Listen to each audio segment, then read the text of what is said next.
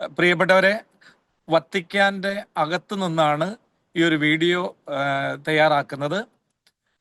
മാർപ്പാപ്പയുടെ മൃതശരീരം പൊതുദർശനത്തിനായി വളരെ വേണ്ടപ്പെട്ട ആളുകൾക്ക് വേണ്ടി വെച്ചിരിക്കുന്നത് ഞാൻ ഈ നിൽക്കുന്നതിന്റെ തൊട്ട് പുറകിലുള്ള സാന്ത മാർത്ത എന്ന് പറയുന്ന ആ സ്ഥാപനത്തിന്റെ താഴെയുള്ള ചാപ്പലിലാണ്.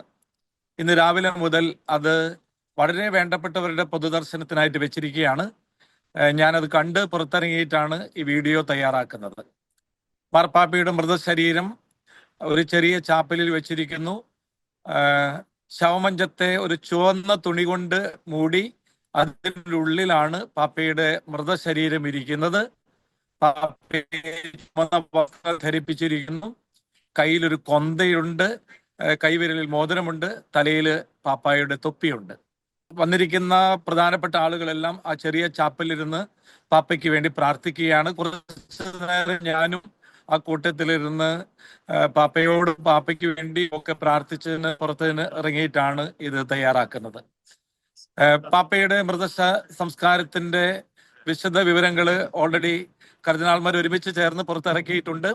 ഈ വരുന്ന ശനിയാഴ്ച 26-ാം തീയതി രാവിലെ 10 മണിക്ക് സെന്റ് പീറ്റേഴ്സ് ബസിലിക്കയുടെ മുൻപിൽ വെച്ച് ഈ ഒരു കർമ്മങ്ങൾ ആരംഭിക്കും. ഓരോരുത്തർക്കും നിൽക്കേണ്ട സ്ഥലങ്ങളെ കുറിച്ചെല്ലാം കൃത്യമായിട്ടുള്ള വിവരണങ്ങൾ തന്നിട്ടുണ്ട്. കർദിനാൾ സംഘത്തിന്റെ ഡീൻ തലവനായിരിക്കുന്ന ബത്തിസ്ത റേ എന്ന് പറയുന്ന കർദിനാൾ ആയിരിക്കും അതിന് കാർമ്മികത്വം വഹിക്കുക.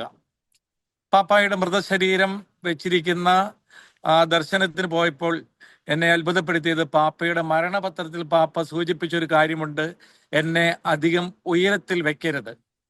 അതുപോലെ തന്നെ അത് നടപ്പിലാക്കിയിരിക്കുകയാണ്. വെറും ഒരടി ഉയരത്തിൽ മാത്രമാണ് പാപ്പയുടെ മൃതശരീരത്തിന്റെ ആ ശവമഞ്ചം വെച്ചിരിക്കുന്നത്. സാധാരണ നിങ്ങൾക്കറിയാം, കാഴ്ചയുടെ സൗകര്യത്തിന് വേണ്ടി വളരെ ഉയരത്തിലാണല്ലോ മൃത ശരീരങ്ങൾ വെക്കുക. എന്നാൽ പാപ്പയുടെ ആഗ്രഹപ്രകാരം ഉയരമില്ലാതെ തന്നെ പാപ്പയുടെ മൃതശരീരം വെച്ചിരിക്കുന്നത് കണ്ടപ്പോൾ പാപ്പയുടെ മരണപത്രത്തിൽ പറഞ്ഞിരിക്കുന്ന ഓരോ കാര്യങ്ങളും കൃത്യമായിട്ട് നടപ്പിലാക്കുകയാണ്. പാപ്പയുടെ മൃതസംസ്കാര ശുശ്രൂഷകൾ വത്തിക്കാനിൽ നടന്നതിന് ശേഷം, സെന്റ് പീറ്റേഴ്സ് ബസിലിക്കയിൽ നടന്നതിന് ശേഷം മൃതശരീരം അവസാനം അടക്കം ചെയ്യുന്നതിന് വേണ്ടി മരിയ മജോറെ ബസിലിക്കയിലേക്ക് കൊണ്ടുപോകും. അതൊക്കെയാണ് പാപ്പയുടെ മരണപത്രത്തിൽ പാപ്പ സൂചിപ്പിച്ചിരിക്കുന്നത്. അങ്ങനെയുള്ള കാര്യങ്ങളെല്ലാം അതുപോലെ തന്നെ നടപ്പിലാക്കുകയാണ്. ഇന്ന് വത്തിക്കാന്റെ പരിസരം മുഴുവൻ ദുഃഖാർത്തരായ ജനങ്ങളുടെ നീണ്ട നിരയാണ് കാണാൻ കഴിയുന്നത്. ഇന്നലെ ഒന്നും അറിയാതെ വന്ന ആളുകളായിരുന്നെങ്കിൽ ഇന്ന് വന്നിരിക്കുന്നവരെല്ലാം പാപ്പയുടെ മരണവാർത്ത അറിഞ്ഞതിന് ശേഷമാണ് പാപ്പയുടെ മൃതദേഹം കാണാനുള്ള സാധ്യതകളോ അതല്ലെങ്കിൽ പാപ്പയ്ക്ക് വേണ്ടി പ്രാർത്ഥിക്കാനൊക്കെ വേണ്ടി ഇന്ന് ഈ വത്തിക്കാനിൽ തടിച്ചുകൂടിയിരിക്കുന്നത്. നമുക്ക് പ്രാർത്ഥനാപൂർവ്വം ഇനിയുള്ള ദിവസങ്ങളിൽ പാപ്പയുടെ മൃതസംസ്കാര ശുശ്രൂഷയ്ക്ക് വേണ്ടി നമുക്ക് ഒരുങ്ങാം. ഈ ലോകം കണ്ട ഈ കാലഘട്ടത്തിലെ വലിയ ഒരു വ്യക്തിത്വമാണ് പരിശുദ്ധ പിതാവ് ഫ്രാൻസിസ് പാപ്പ. മനുഷ്യ ഹൃദയങ്ങളെ സ്വാധീനിച്ച വലിയ ഒരു വ്യക്തിത്വം. അതുകൊണ്ട് തന്നെ ഇനിയുള്ള ദിവസങ്ങളിൽ പാപ്പയുടെ മൃതദേഹം സന്ദർശിക്കാനും മൃതസംസ്കാര ശുശ്രൂഷയിൽ പങ്കെടുക്കാനും ഈ വത്തിക്കാന്റെ പരിസരം മുഴുവൻ ജനങ്ങളെ കൊണ്ട് നിറയും എന്നുള്ളതിൽ യാതൊരു സംശയവുമില്ല. നമുക്ക് ഇനിയുള്ള ദിവസങ്ങൾക്കായിട്ട് കാത്തിരിക്കാം, പാപ്പയ്ക്ക് വേണ്ടി പ്രാർത്ഥിക്കാം. പ്രിയപ്പെട്ടവരെ, അറിയാൻ കഴിയുന്നതനുസരിച്ച് ശനിയാഴ്ച രാവിലെ 10 മണിക്കാണ് പാപ്പയുടെ മൃതസംസ്കാര ശുശ്രൂഷകൾ ആരംഭിക്കുക. കർദിനാൾ സംഘത്തിന്റെ തലവൻ ബത്തിസ്ത റേ എന്ന് പറയുന്ന കാർഡിനലാണ് അതിന് മുഖ്യ കാർമ്മികനാകുന്നത്.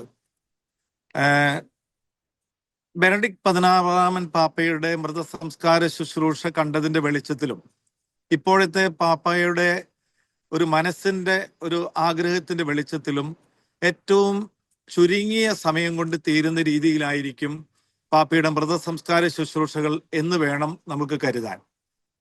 തീർച്ചയായിട്ടും നീണ്ട ഒരു സെറിമണി ആകാനുള്ള ഒരു സാധ്യതയുമില്ല. പാപ്പ തൻ്റെ മൃതസംസ്കാര ശുശ്രൂഷകൾ പോലും എങ്ങനെയായിരിക്കണം എന്ന് കൃത്യമായിട്ട് തൻ്റെ വില്ലിൽ എഴുതി വെച്ചിട്ടുണ്ട്. അത് ഏറ്റവും ലളിതമായിരിക്കണം. വരുന്ന ആളുകൾക്ക് ഒരു ബുദ്ധിമുട്ടുമില്ലാത്ത രീതിയിൽ കാര്യങ്ങൾ ക്രമീകരിക്കണം. ഉയരത്തിൽ വെക്കാതെ സാധാരണ മനുഷ്യരുടേതുപോലെ താഴെ മാത്രം എൻ്റെ മൃതദേഹം വെച്ചാൽ മതി. അങ്ങനെ തുടങ്ങിയിട്ടുള്ള കാര്യങ്ങളെല്ലാം പാപ്പ നേരത്തെ തന്നെ ആഗ്രഹിച്ചിരുന്നത് കൊണ്ട് വളരെ ലളിതമായ ഒരു ശുശ്രൂഷയാണ് ഈ മൃതസംസ്കാര ശുശ്രൂഷ ആകാൻ സാധ്യതയുള്ളത്. 1 മണിക്കൂറോ 1.5 മണിക്കൂറോ മാത്രം നീണ്ടു നിൽക്കുന്ന ഒരു ശുശ്രൂഷ. അത് കഴിഞ്ഞാൽ മൃതദേഹം അടക്കം ചെയ്യുന്നതിന് വേണ്ടി പാപ്പ ആഗ്രഹിച്ചതുപോലെ മരിയ മജോറെ ബസിലിക്കയിലേക്ക് കൊണ്ടുപോകും. നാളെ മുതലാണ് പൊതുദർശനത്തിന് മൃതദേഹം സെന്റ് പീറ്റേഴ്സ് ബസിലിക്കയുടെ അകത്ത് വെക്കുന്നത്. തീർച്ചയായിട്ടും പൊതുജനങ്ങൾക്ക് വന്ന് കാണാൻ സാധിക്കുന്ന രീതിയിൽ അത് ക്രമീകരിക്കുന്നു. നീണ്ട നിര ഒരുപക്ഷെ പാപ്പയെ കാണാൻ വേണ്ടി വരുന്നവർക്ക് നിൽക്കേണ്ടി വരും എന്നുള്ളതിനെ കുറിച്ച് യാതൊരു സംശയവുമില്ല. കാരണം ഇന്ന് തന്നെ ഈ വത്തിക്കാന്റെ പരിസരം മുഴുവൻ ആളുകളെ കൊണ്ട് നിറഞ്ഞിരിക്കുകയാണ്. നാളെ രാവിലെ മുതൽ പാപ്പയുടെ മൃതദേഹം പൊതുദർശനത്തിന് വയ്ക്കും. അത് ബുധൻ, വ്യാഴം, വെള്ളി 3 ദിവസങ്ങളിലും ഉണ്ടാകും എന്നാണ് ഇപ്പോൾ അറിയാൻ കഴിഞ്ഞത്.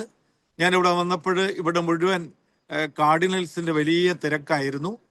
ഇന്നത്തെ കാര്യങ്ങൾ തീരുമാനിക്കാൻ വേണ്ടി ഇവിടെയുള്ളവരും ലോകത്തിന്റെ വിവിധ ഭാഗങ്ങളിൽ നിന്നും ഈ സമയം കൊണ്ട് എത്താൻ സാധിക്കുന്ന കാർഡിനൽസ് മുഴുവൻ വത്തിക്കാന്റെ പരിസരത്ത് എത്തിച്ചേർന്നിട്ടുണ്ട്. ഞാൻ ഈ നിൽക്കുന്നതിന്റെ തൊട്ട് പുറകിലാണ് പാപ്പ ബുധനാഴ്ച ദിവസങ്ങളിൽ വത്തിക്കാന്റെ പുറത്ത് ദർശനം നൽകാൻ കഴിഞ്ഞില്ലെങ്കിൽ ദർശന സാധാരണ നൽകുന്ന പോൾ 6 പാപ്പയുടെ പേരിലുള്ള ഓഡിറ്റോറിയം, ആ പരിസരം മുഴുവൻ കാർഡിനൽസ് നിറയെ നിൽക്കുന്നത് കണ്ടു. കാരണം അവരെല്ലാം ഇന്നത്തെ ഈ മീറ്റിംഗിൽ പങ്കെടുക്കാൻ വേണ്ടി വന്നവരാണ്. കുറച്ചു പേര് ഞങ്ങൾ ചെന്ന ചാപ്പലില് പാപ്പയുടെ മൃതദേഹത്തിന് അടുത്തിരിപ്പുണ്ടായിരുന്നു. അപ്പോൾ അങ്ങനെ വളരെ കർശനമായിട്ടുള്ള രീതിയിലാണ് ഇന്നത്തെ ദർശനം. നാളെ മുതൽ ആളുകൾക്കെല്ലാം വന്ന് പാപ്പയെ കാണാനുള്ള അവസരമുണ്ടാകും.